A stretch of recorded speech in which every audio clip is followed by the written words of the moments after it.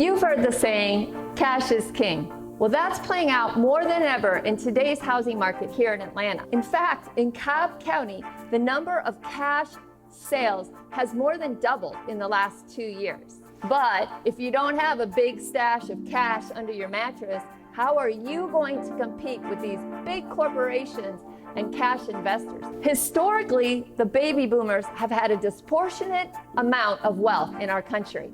And to that vein, many of them are trying to help their children and families buy a home that they maybe couldn't have afforded. And we are also seeing that in regards to finding a way to offer cash in a multiple offer situation. And this video introduces strategies to intelligently make that a reality.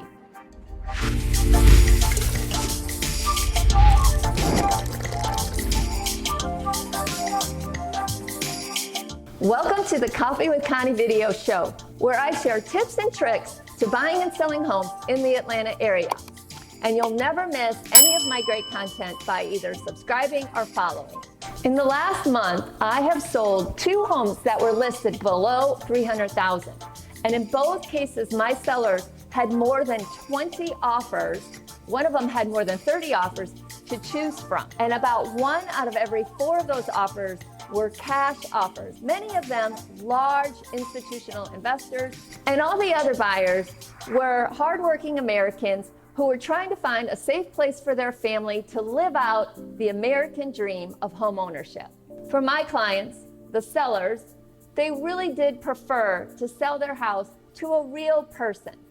But at the end of the day, the lure of the all cash, higher price, no strings attached offer was just too tasty to ignore.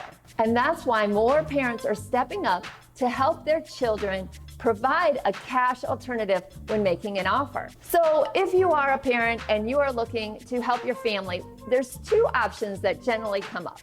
And the first option is just to gift them the money at the closing.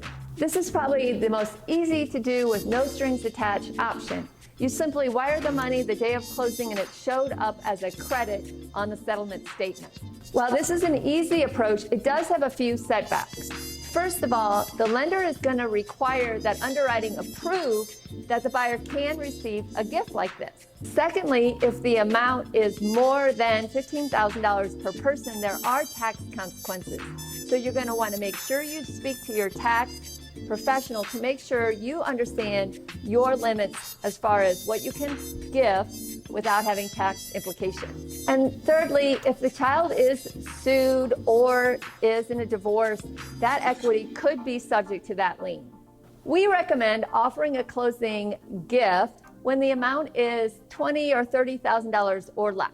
If you're going to be gifting more than that, we suggest the next option, which is to provide the mortgage or the loan on the property. Last month, I was working with a young man by the name of Luke. Luke had just graduated from college and was looking to buy his first property, a small $200,000 townhome here in the Atlanta area.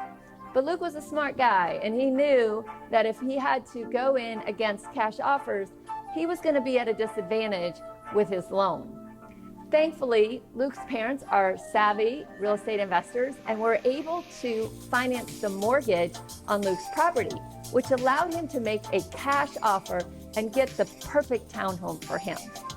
So if you are in a position to provide a loan to your children, there are some pros and cons to that. The first is you're offering this gift over time, so that allows you to offer more with fewer tax consequences.